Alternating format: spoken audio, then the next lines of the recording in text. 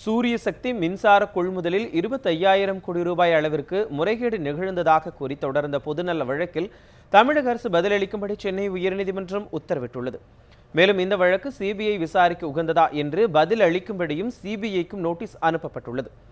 அண்டை மாநிலங்களில் சூரிய சக்தி மின்சாரத்தை 5 ரூபாய்க்கு கொள்முதல் செய்யப்படும் போது தமிழ்நாடு மின்துறை தனியார் நிறுவனங்களிடமிருந்து யூனிட் ஒன்றுக்கு சுமார் 7 ரூபாய்க்கு கொள்முதல் செய்வதால் 25,000 கோடி ரூபாய் வரை இழப்பு ஏற்பட்டுள்ளதாக புகார் எழுந்தது.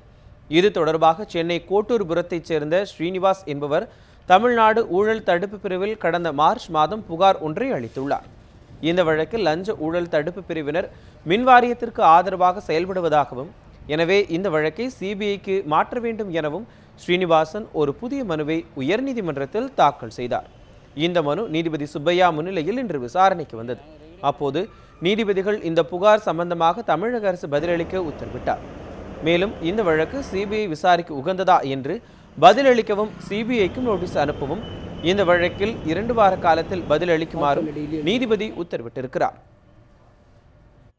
மாண்புமிகு நீதியரசர் அவர்கள் இந்த வழக்கை 2 வார காலத்திற்குள் பிரதிவாதிகளாகிய லஞ்ச ஒழிப்புத்துறை டைரக்டர், இயக்குனர், லஞ்ச ஒழிப்புத்துறை செயலர், தலைமைச் செயலர், ஹோம் செக்ரட்டரி மற்றும் சிபிஐ அதிகாரிகளுக்கு நோட்டீஸ் அளிக்க சொல்லி உத்தரவிட்டிருக்கிறார்கள். 2 வார காலத்தினுள் அவர்களுக்கு நோட்டீஸ் அனுப்பும்படியாக உத்தரவிட்டிருக்கிறார்கள்.